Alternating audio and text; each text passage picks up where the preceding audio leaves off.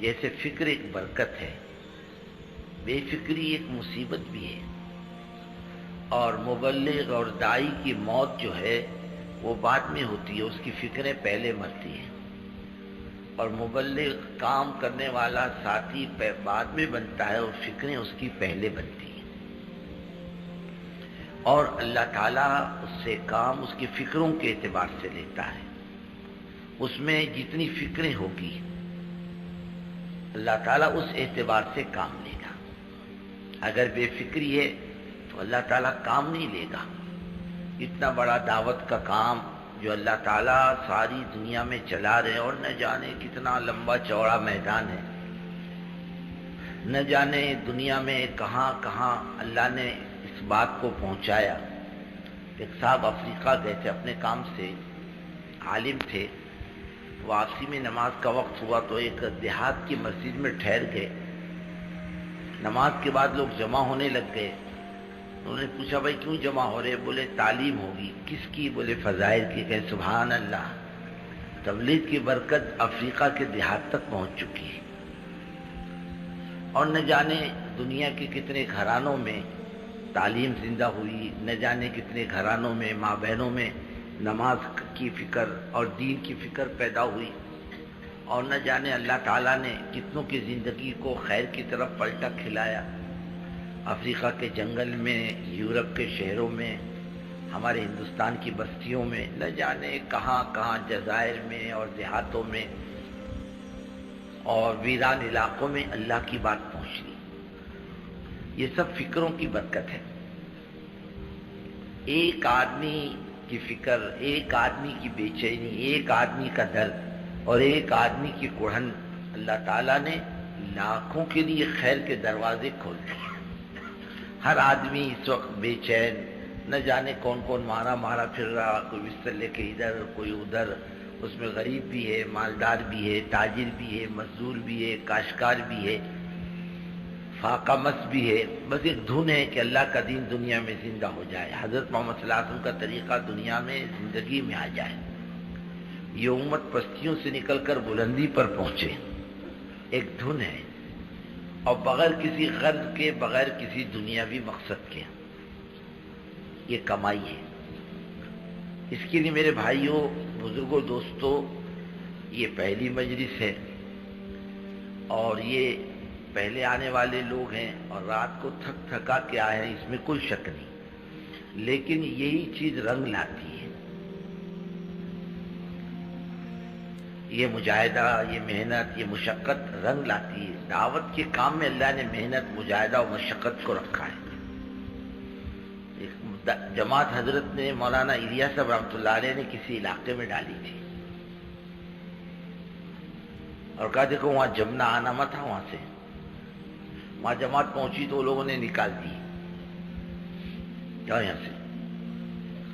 یہ آئے مولانا الیاس صاحب رحمۃ اللہ علیہ کی خدمت میں، امیر صاحب کہ حضرت ہم کو تو مسجد سے نکال دیا۔ بولے میں نہیں جانتا، جاؤ کام کرو، پھر جاؤ مسجد میں۔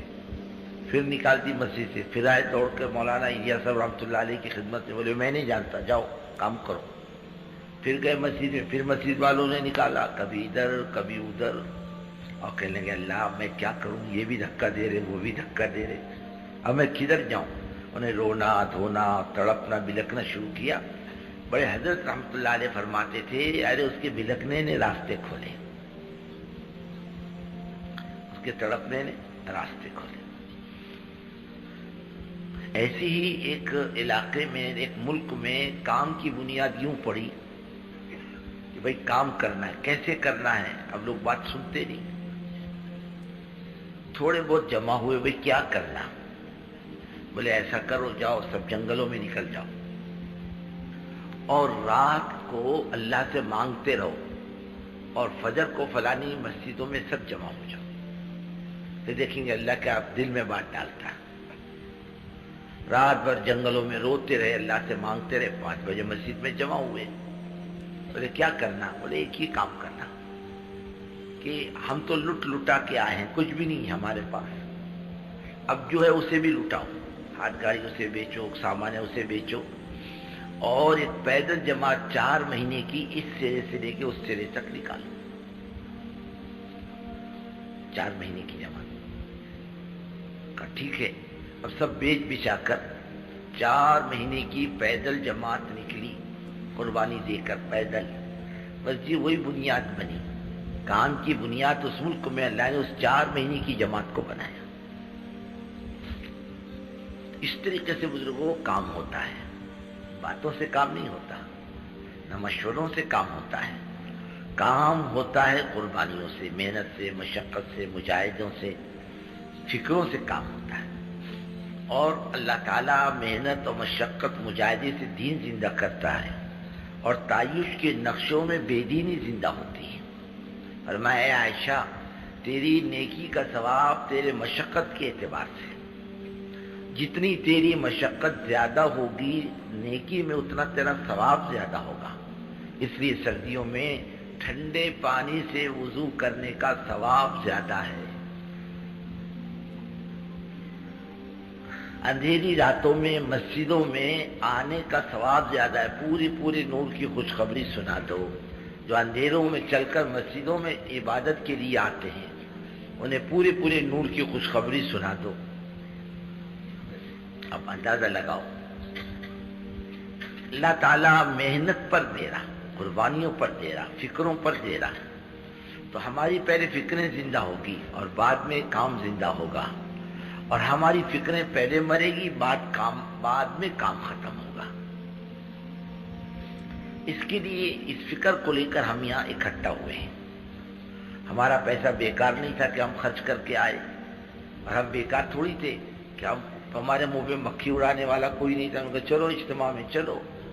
ارے کیسے لوگ آئے ہوں گے آپ کو کیا خبر، اور کیسی قربانیاں دے کر آئے ہوں گے. کوئی بچہ بیمار چھوڑ کے آیا، کوئی بیوی کو بیمار چھوڑ کے آیا، کوئی دکان کو تالا لگا کے آیا، کوئی چھٹی لے کر کے آیا، کوئی باوجود اپنے مشاغل کی ان ساری چیزوں سے نکل کر آیا. یہ آنے والا مجمع بڑا قربانی کا مجمع ہے بزرگ دوست.